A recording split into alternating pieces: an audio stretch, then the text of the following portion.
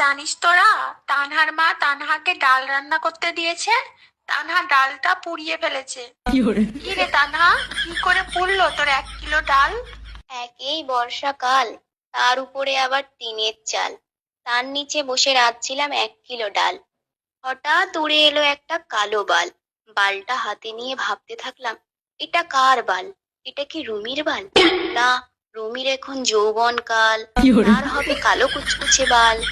তবে এটা কার বাল? তবে কি এটা লাভলির বাল? না, লাভলির এখন মাসিক কাল, তার হবে রক্ত মাখা বাল। তবে এটা কার বাল? তবে কি এটা মিষ্টুর বাল? না, মিষ্টুর এখন বয়সকাল, মিষ্টুর হবে সাদা সাদা বাল।